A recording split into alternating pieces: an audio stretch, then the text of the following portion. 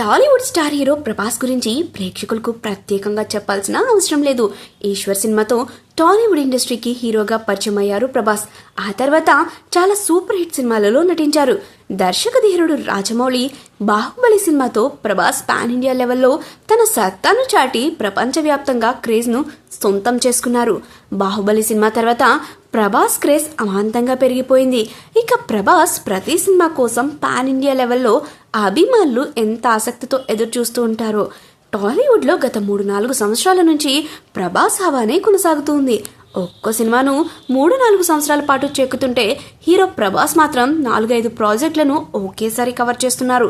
ఈ కారణంగా 2025లో కూడా మోస్ట్ హ్యాపెనింగ్ స్టార్స్ లిస్ట్ లో డార్లింగ్ పేరు టాప్ లో ఉందని చెప్పొచ్చు.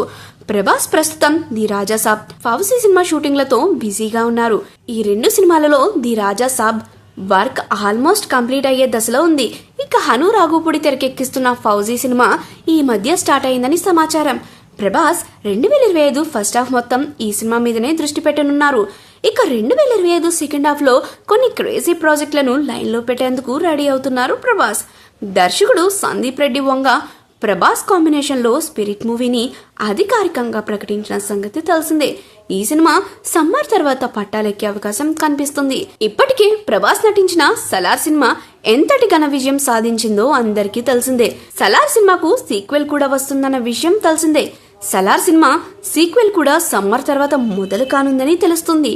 2024లో ప్రభాస్ నటించిన కల్కి 2898 AD సినిమా కూడా బాక్స్ ఆఫీస్ దగ్గర ఘన విజయం అందుకుంది. ఈ సినిమాకు కూడా సీక్వెల్ తెరకెక్కుతున్న సంగతి తెలిసిందే. ప్రభాస్ మోస్ట్ అవైటెడ్ సినిమాలలో కల్కి 2 కూడా ఒకటి. ఈ సినిమా పనులు కూడా ఈ ఏడాదే ప్రారంభం కానున్నాయని వార్తలు వినిపిస్తున్నాయి. ప్రభాస్ ఆల్రెడీ ఓకే చేసిన సినిమాలతో పాటు మరికొన్ని సినిమాలు డిస్కషన్ స్టేజ్ లో ఉన్నాయని సమాచారం. ఇక చాలా రోజుల నుంచి సామాజిక మాధ్యమాలలో ప్రశాంత్ వర్మ ప్రభాస్ కాంబినేషన్ లో సినిమా రాబోతుందని కొన్ని వార్తలు వినిపించాయి. రిషబ్ కథతో హోంబాలే బ్యానర్ లో ప్రభాస్ సినిమా చేస్తున్నారని ప్రచారం కూడా జరుగుతుంది. ఈ ఏడాదే ఈ సినిమాకు సంబంధించి క్లారిటీ కూడా రానుంది.